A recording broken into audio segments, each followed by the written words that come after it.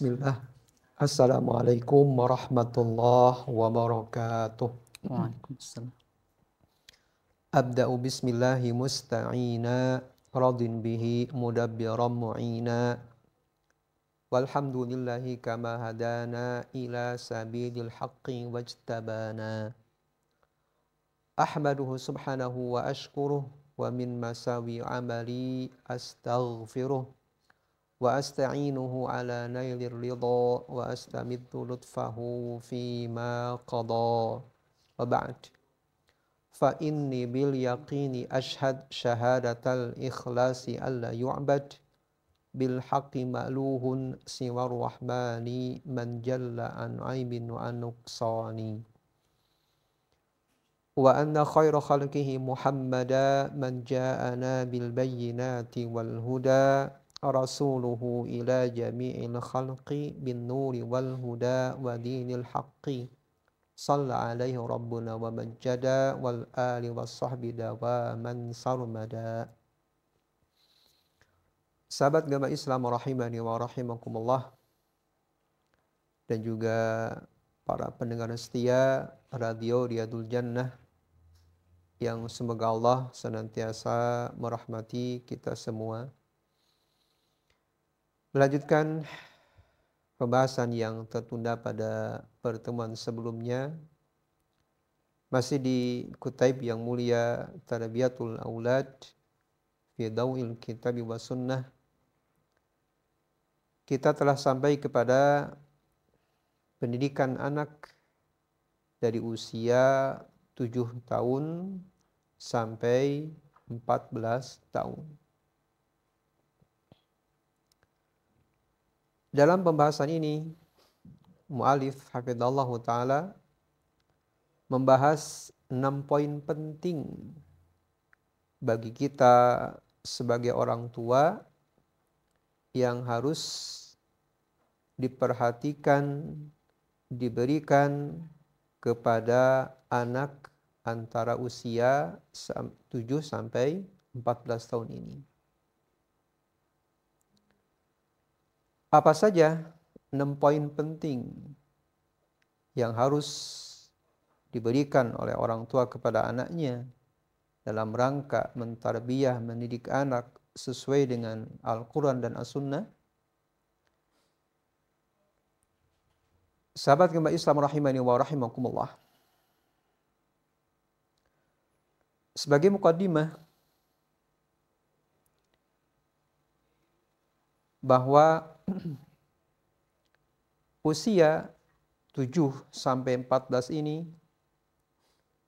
merupakan usia yang terbaik. Bahkan disebutkan sinud zahab, yaitu usia keemasan, atau mungkin bahasa Inggrisnya golden age, untuk mengajarkan kepada anak pendidikan yang akan bermanfaat baginya. Kenapa usia 7 sampai 14 ini dinamakan dengan usia keemasan? Karena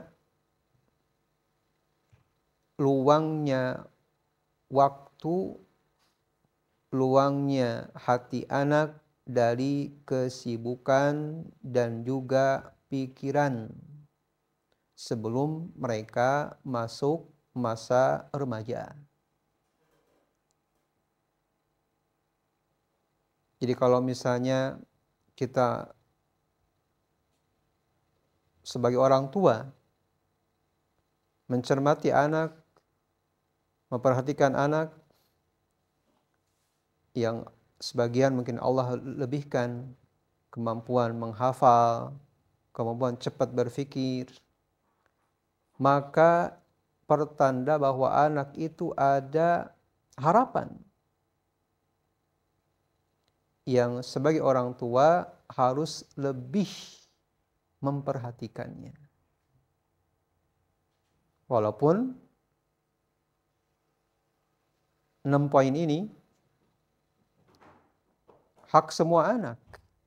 Tetapi kalau misalnya sebagai orang tua memperhatikan anak yang mungkin punya kelebihan, maka harus lebih ditekankan perhatiannya.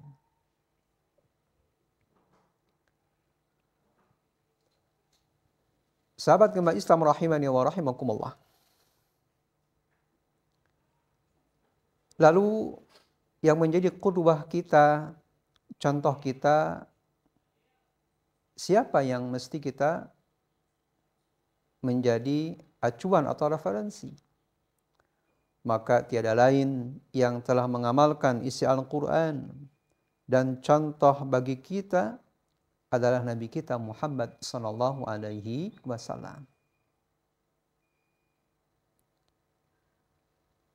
Terdapat beberapa riwayat yang menjelaskan bahwa Nabi kita Muhammad sallallahu alaihi wasallam telah mempraktikkan ini semua kepada sighari sahabah, sahabat kecil,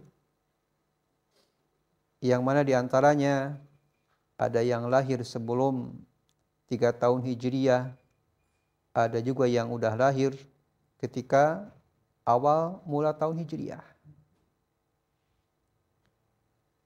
Berikut ini bukti bahwa Nabi kita Muhammad sallallahu alaihi wasallam telah sangat perhatian pendidikan kepada anak yang mereka usianya kurang lebih 7 sampai 14 tahun. Sebuah hadis yang mulia, hadis Arba'in Nawawiyah,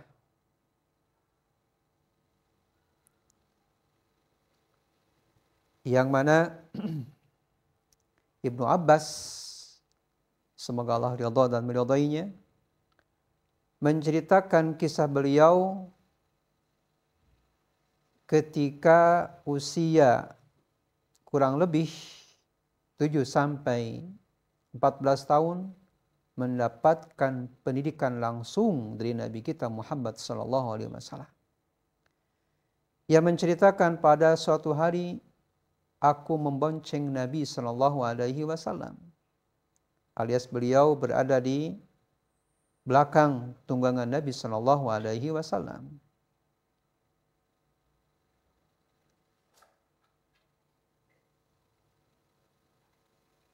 Nabi sallallahu alaihi wasallam ingin mengajarkan kepada anak kecil dengan mengatakan, ya ghulam inni u'allimuka kalimatin.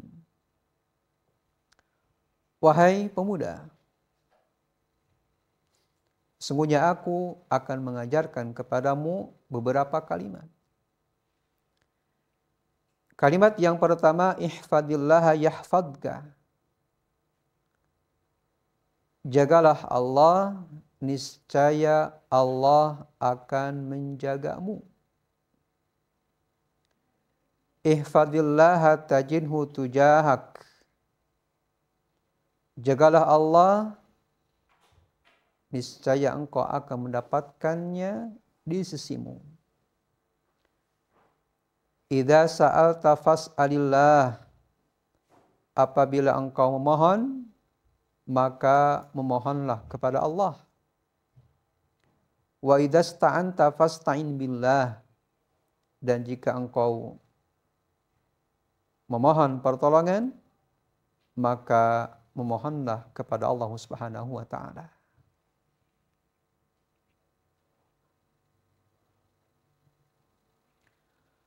Wa'lam annal ummata law istama'at ala an yanfa'uka bi syai'in lam yanfa'uka illa bi syai'in qad katabahu Allahu lak.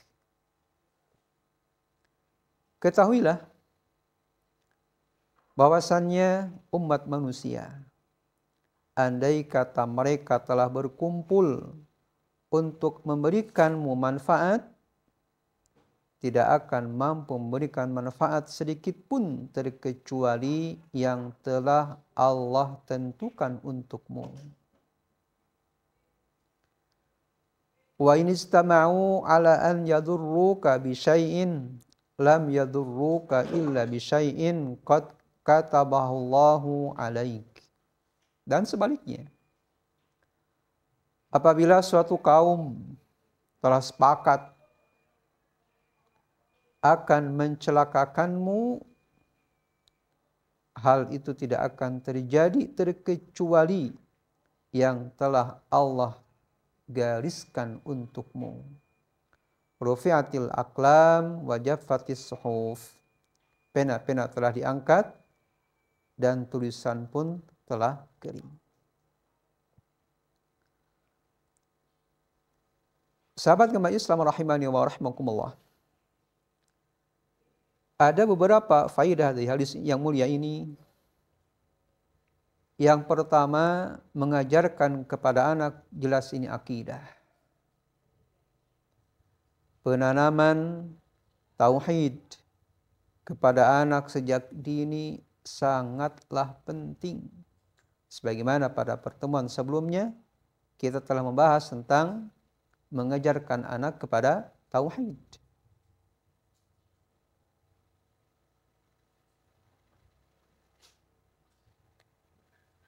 Yang berikutnya, bahwa mengajarkan kepada anak, kalau meminta, maka pertama kali harus ia yakini dalam hatinya bahwa mintalah kepada Allah.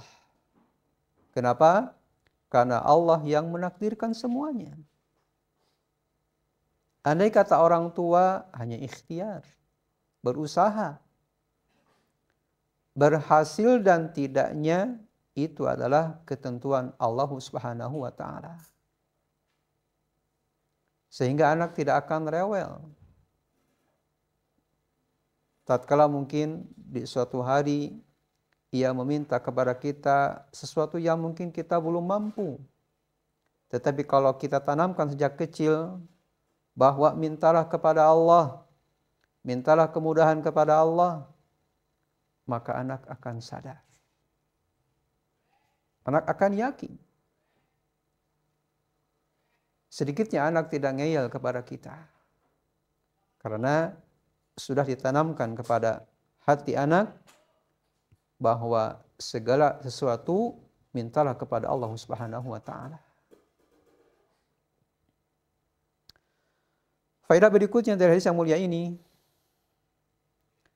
menanamkan kepada anak keyakinan bahwa makhluk di alam dunia ini, di langit, di bumi, dan di antara keduanya, tidak akan mampu memberikan manfaat atau sebaliknya mencelakakanmu, terkecuali itu sudah ditakdirkan oleh Allah Subhanahu wa taala.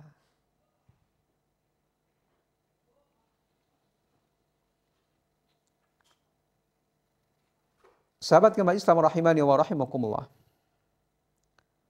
Sehingga Ibnu Rajab rahimahullah, beliau mengatakan tentang hadis yang mulia ini, bahwa hadis ini mengandung wasiat yang sangat agung dan kaidah-kaidah yang sempurna perihal urusan agama. Dikisahkan bahwa Ibnu Abbas ketika itu usianya belum mimpi basah. Karena biasanya mimpi basah ini usia antara 9 tahun ke atas. Sehingga kurang lebih Ibnu Abbas ini ya sebelum usia 9 tahun.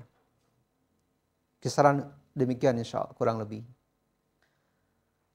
Karena beliau Ibnu Abbas lahir 3 tahun sebelum Hijriah. Kemudian contoh lain mengisahkan bahwa Nabi SAW sangat perhatian kepada anaknya, kepada anak kecil.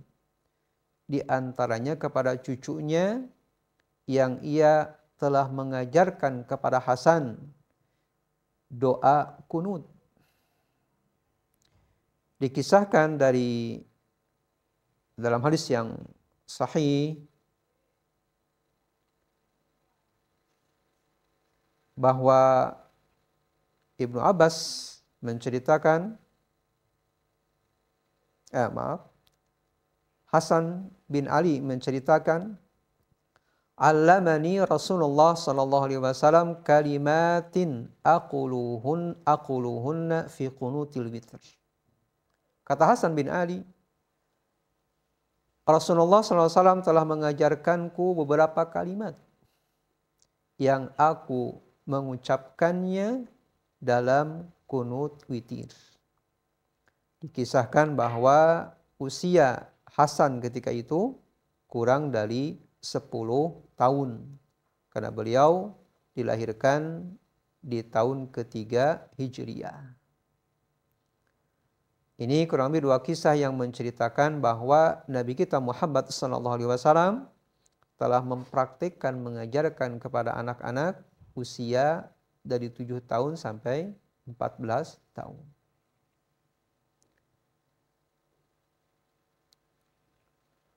Sahabat kembali Islam rahimani wa rahimakumullah. Lalu poin apa saja yang mesti kita perhatikan kepada anak antara usia 7 sampai 14 tahun? Yang mana dari 6 poin ini yang pertama adalah mengajarkan kepada anak tentang sholat. Sholat secara bahasa artinya doa. Dan secara istilah bahwa sholat adalah beberapa ucapan dan gerakan yang dimulai dengan takbir dan diakhiri dengan salam.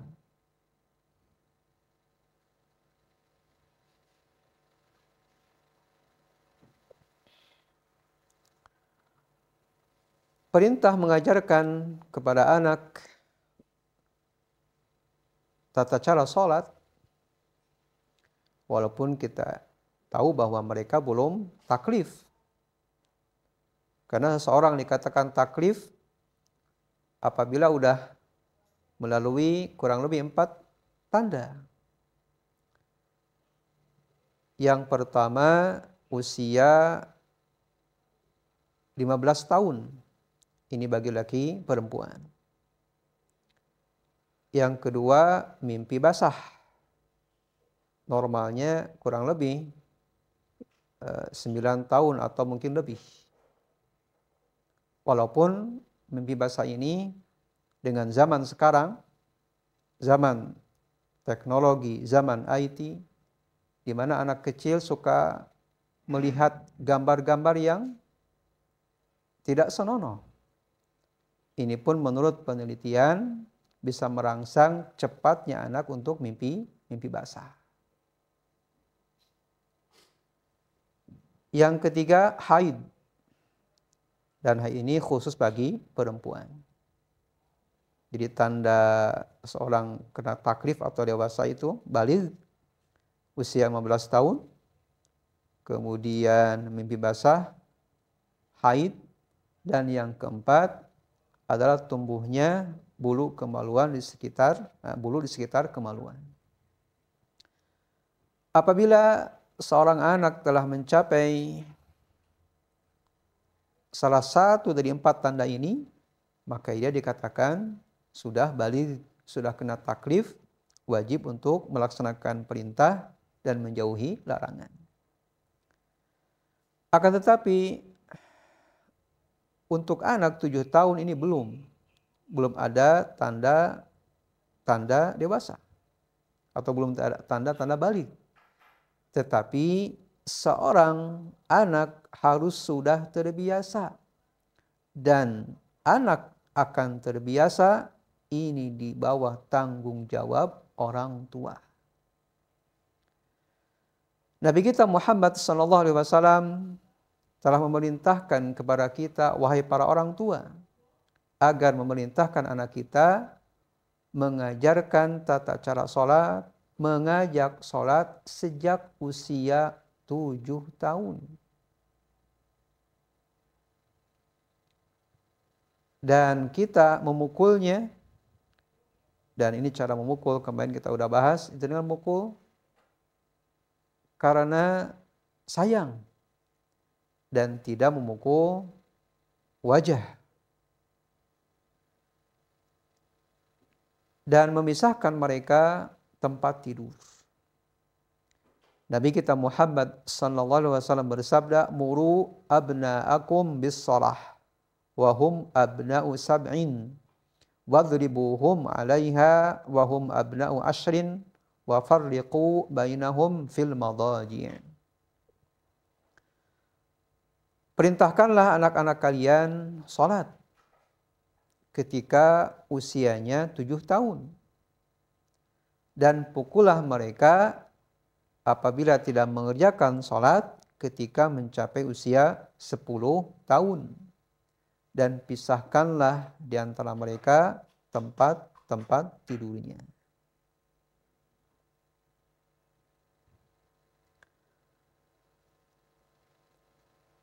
Kaum muslimin rahimani wa rahimakumullah. Maka orang tua setelah anak usia 7 tahun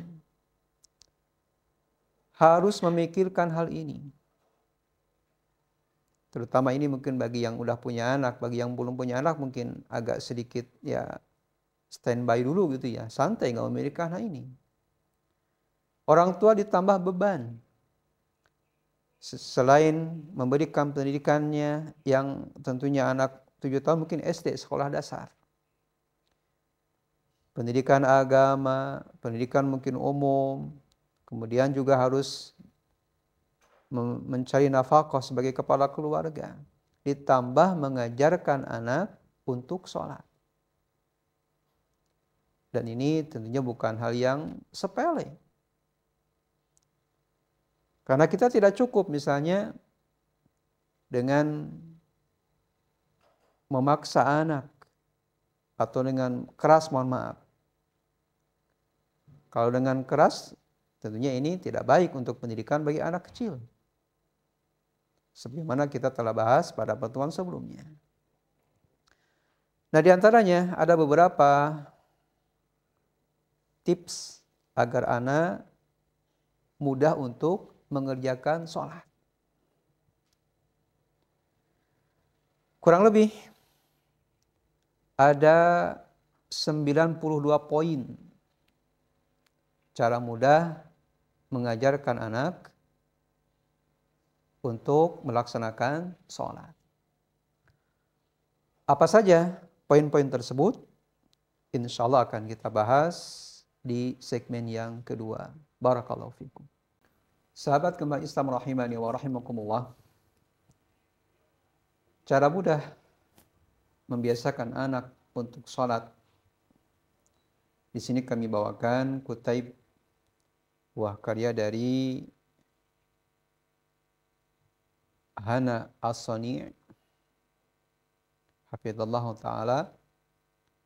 Beliau menyebutkan dalam kutaibnya ini bahwa ini adalah merupakan pengalaman beliau dalam mengajarkan anak untuk terbiasa sholat. Nah, tentunya yang poin penting dari semua ini adalah kita senantiasa beristi'anah kepada Allah, meminta kemudahan, dan juga senantiasa berdoa kepada Allah semoga Allah Subhanahu wa taala senantiasa membimbing kita dan memberikan kepada kita hidayah dan taufik. Kemudian kita melakukan ikhtiar lain, menempuh cara yang disyariatkan oleh Allah dan Rasul-Nya. Poin yang pertama adalah ikhlasuka fi ta'widi auladik ala shalah. Yang pertama adalah kita mengikhlaskan pembiasaan anak untuk sholat. Jadi tidak ada iming-iming lain. Karena kalau kita mengejar iming-iming lain misalnya, kita akan capek. Lelah kita ini.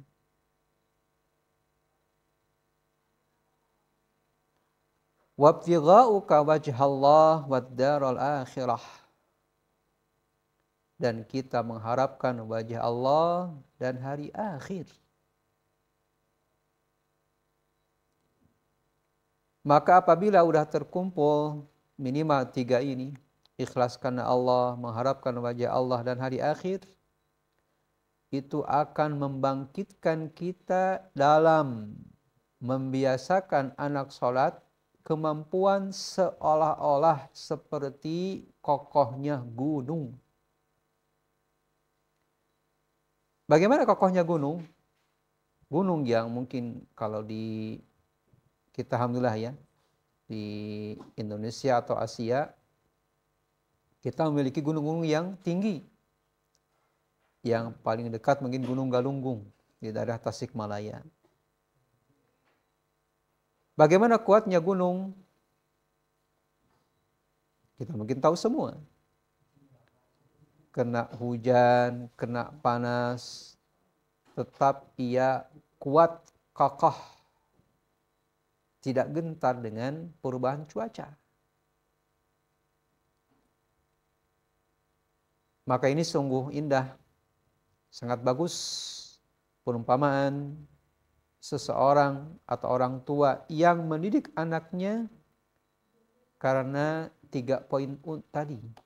Ikhlas karena Allah, mengharapkan wajah Allah, dan mengharapkan hari akhirat. Itu yang pertama.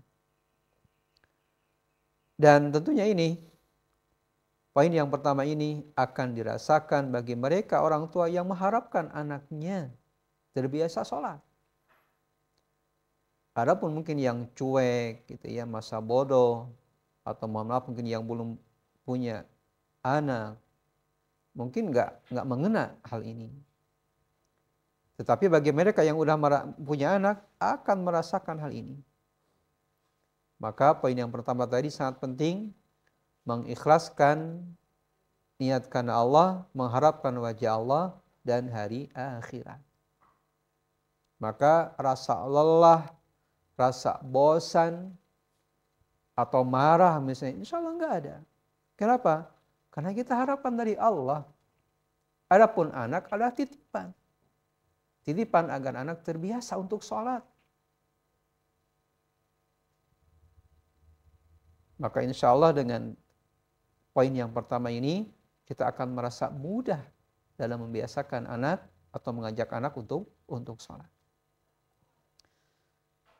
Yang kedua, aiqid indahum al-yaqin bihuduri malakil maut fi ayyi lahdah. Memberikan keyakinan kepada anak hadirnya malakul maut kapanpun dan dimanapun. Alias kematian itu tidak menimpa anak kecil, dewasa, orang tua. Kalau mungkin orang tua kita menistilahkan seperti buah kelapa gitu. Kematian itu ada yang mungkin turun atau berguguran masih kecil, mungkin sedang atau udah tua. Maka ditanamkan kepada anak keyakinan bahwa yang namanya kematian akan senantiasa datang kapanpun dan dimanapun. Dan ini kita nggak tahu. Dan kita ingin ketika kematian datang, kita berada dalam ketaatan kepada Allah Subhanahu wa ta'ala.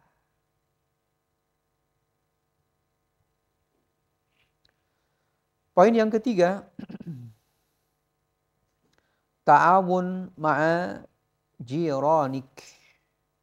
Kerja sama dengan tetangga.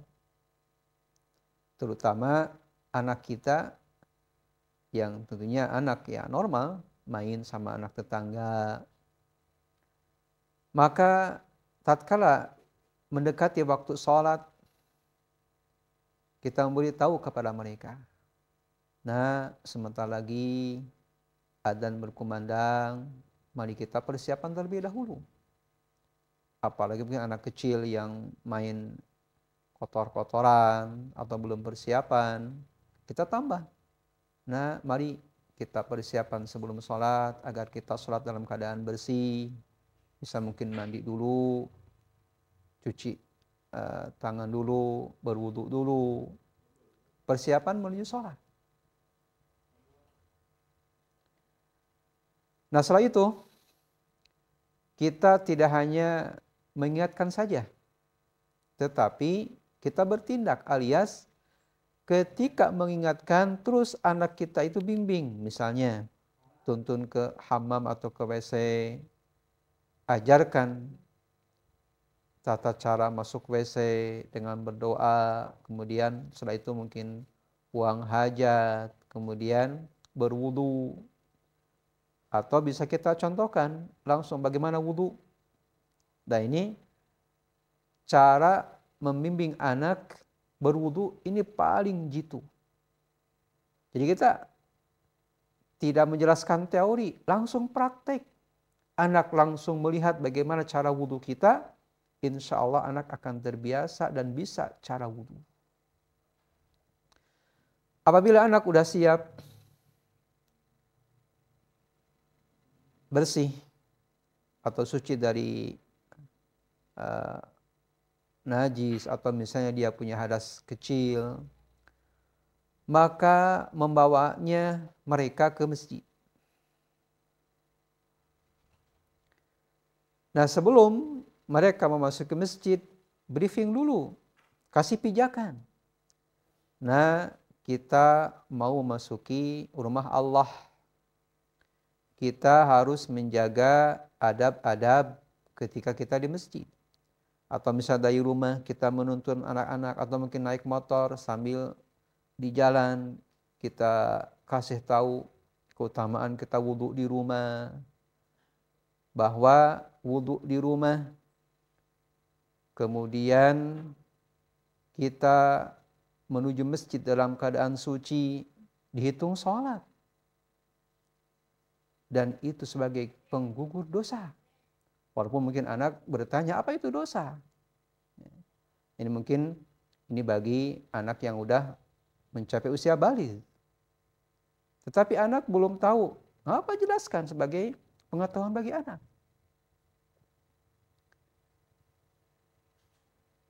Kemudian wasiatkan kepada anak, nah mungkin hari ini Bapak bisa menyertaimu ke masjid. Tapi tolong ya, biasakan kalau udah datang waktu sholat, seperti ini. Alias persiapan, berwudu di rumah, kemudian ke masjid dan tidak mengganggu orang-orang yang di masjid. Karena masjid tempat sholat. Atau misalnya, anak kita sedang bermain di jalan misalnya. Maka kita sebagai orang tua nggak cuek. Biar aja kan anak masih kecil, belum baligh misalnya. Enggak. Orang tua yang bertanggung jawab menghampirinya. Karena anak biasanya kalaupun dipanggil mereka cuek misalnya. Dan ini mungkin dulu ya. Sekarang mungkin main HP sekarang. Main Android gitu ya. Sekarang dipanggil tuh udah anak nggak perhatian ke kita. Solusi paling gitu mungkin kita ambil HP-nya. Mungkin dengan cara yang baik. Nah bisa pinjam dulu atau lain sebagainya. Yang menjadikan anak tidak sakit hatinya. Nah maka kita tuntun mereka dan kita mengingatkan kepada anak-anak agar seperti ini tatkala kita tidak ada.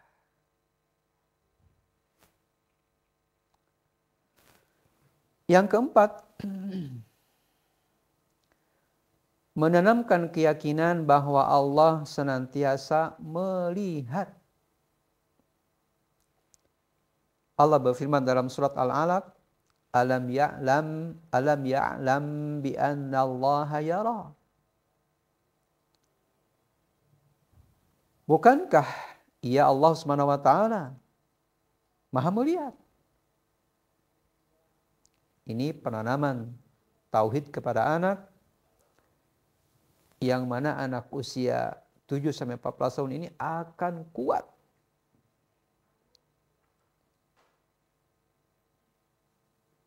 akan senantiasa terngiang-ngiang di benak hati anak.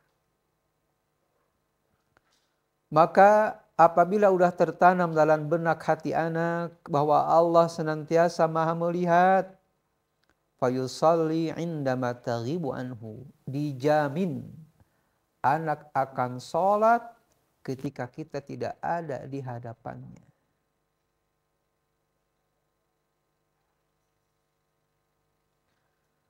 Maka apabila sudah tertanam dalam hati benak anak seperti ini, keyakinan bahwa Allah maha melihat, akan tertanam merasa muraqabah, senantiasa dilihat oleh Allah, diawasi oleh Allah, kapanpun dan dimanapun.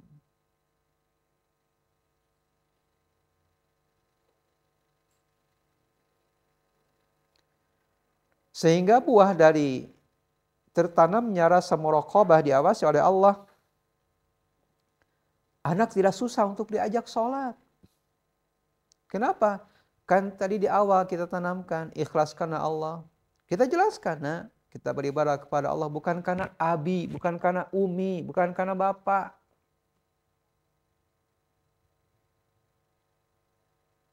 Engkau akan besar, ini merupakan perintah Allah. Sehingga anak akan merasa takut karena diawasi oleh Allah dan akan membuahkan rasa cinta dan mengagungkan sholat. Kenapa? Karena telah tertanam pada hati anak rasa diawasi oleh Allah dan ia melakukan bukan karena orang tua.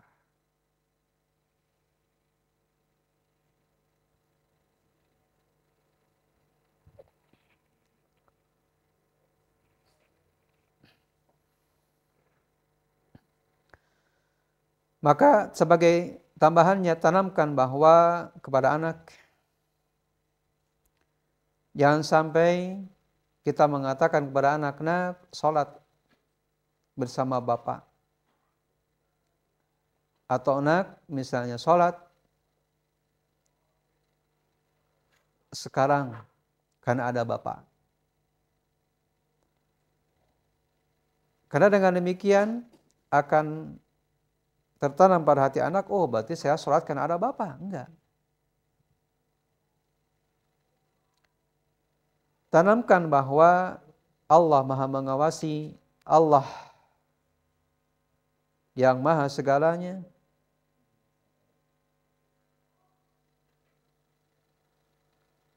akan senantiasa mengawasi kapanpun dan dimanapun. Maka ikatlah hati anak dengan kehadiran Allah Subhanahu wa taala, bukan karena kehadiran orang tua. Karena kita mungkin sebagai orang tua tentunya suami atau bapak mesti cari nafkah. Yang enggak mungkin 24 jam bersama anak.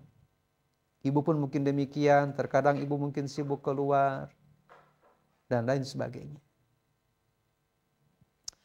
Poin yang kelima, la tudhiril ya'sa min islahi waladik amamahu fadzalika yuqawwihi ala tamarrud.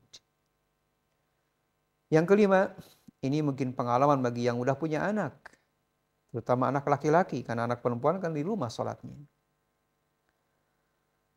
Tatkala kita memerintah, mengajak, terutama di zaman sekarang anak udah asyik dengan HP-nya.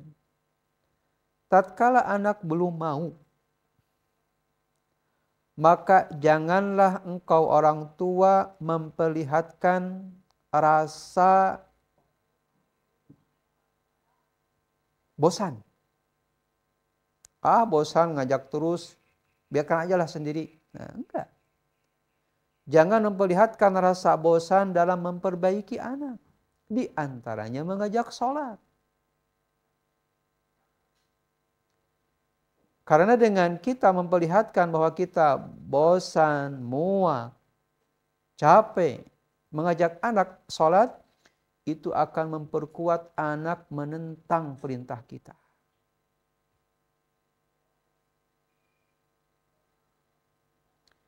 Sebagaimana bahwa kita merasa bosan, merasa malas dari rahmat Allah Subhanahu wa taala. Kita merasa bosan, merasa muak, merasa malas meminta kepada Allah, itu pertanda kita suudzon kepada Allah. Dan barang siapa yang suudzon kepada Allah, maka dia telah meniadakan kesempurnaan tauhid secara tidak sadar. Jadi jauhkan rasa malas, rasa bosan, rasa muak mengajak anak untuk sholat. Ibnul Qayyim rahimahullah mengatakan, "Faman qanata min rahmatihi wa aisa min ruhihi faqad dhanna bihi dhanna su." Barang siapa yang telah berputus asa dari rahmat Allah dan berputus asa dari pertolongan Allah Subhanahu wa taala, maka ia telah bersuudzon, berburuk sangka kepada Allah Subhanahu wa taala. Maka di sini tanamkan keyakinan, wahai para bapak, wahai para ibu, bahwa kita tatkala berdoa kepada Allah yakin bahwa doa yang kita panjatkan kepada Allah tidak keluar dari 3 hal. Yang pertama, bisa jadi doa yang kita panjatkan Allah kabul ketika itu. Alhamdulillah. Yang kedua, bisa jadi yang kita panjatkan kepada Allah, Allah undur. Dan Allah akan kabulkan di tempat yang sangat tepat. Dan yang ketiga, bahwa doa yang kita panjatkan kepada Allah bisa jadi sebagai celengan kelak di akhir. Maka oleh karena itu, kita tidak bosan-bosannya mengajak, mendoakan anak untuk melaksanakan sholat.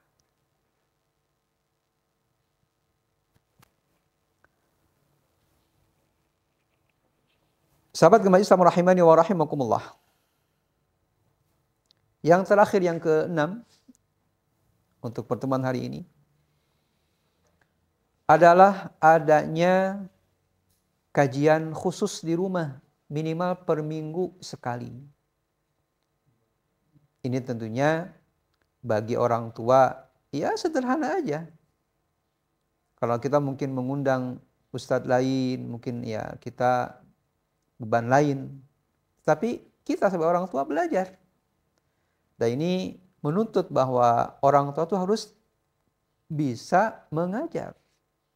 Harus belajar dan bisa mengajar. Ya, untuk mengajarkan dasar-dasar ilmu agama, ya kita harus bisa, harus mampu.